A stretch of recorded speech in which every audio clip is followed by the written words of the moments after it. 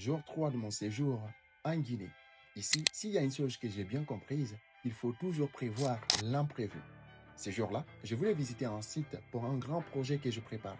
On est parti de la maison un peu tard, mon petit frère qui conduisait, et on avait une bonne distance à parcourir sans compter les bouchons. Pendant le trajet, comme on était en famille, on discutait de la voiture, mais quelques minutes plus tard, j'ai senti que la voiture avait un problème. Elle perdait de la puissance, mais après quelques minutes de route, on a préféré s'arrêter pour vérifier. Deux mécaniciens sont venus, ils ont fait le diagnostic que la pompe à essence était défectueuse. Il fallait au moins immobiliser la voiture pendant 2 heures, le temps de faire la réparation. Comme il faisait tard dans l'après-midi, on a décidé de continuer la route doucement. Un peu plus loin, nous sommes tombés sur un contrôle routier. Mon petit frère était obligé de sortir pour aller au poste de police. Pendant ce temps, je suis sorti pour faire le grand touriste que je suis. J'ai donc sorti mon téléphone pour filmer un petit peu le paysage autour de moi. Et l'un des gendarmes a pensé que je les filmais. Il a couru vers moi en prenant mon téléphone.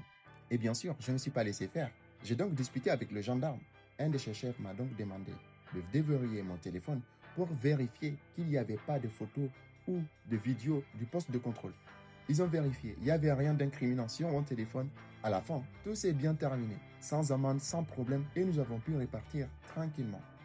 Mais quelques minutes plus tard, en sortant de la commune de Koya, on était sur une petite colline. La voiture, elle ne voulait plus avancer, elle perdait de la puissance.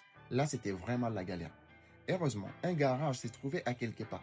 Les mécaniciens nous ont expliqué que la voiture avait un problème de bougie. Et là, encore un autre petit souci, c'est que le vendeur de pièces du coin n'en avait plus les bougies.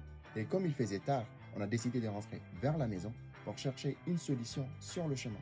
Sur la route du retour, on s'est arrêté dans un garage. Les mécaniciens ont trouvé le vrai problème. Ils ont réparé la voiture en quelques minutes et nous avons pu continuer notre route. Au final, beaucoup de petites galères dans une seule journée, mais rien d'insurmontable.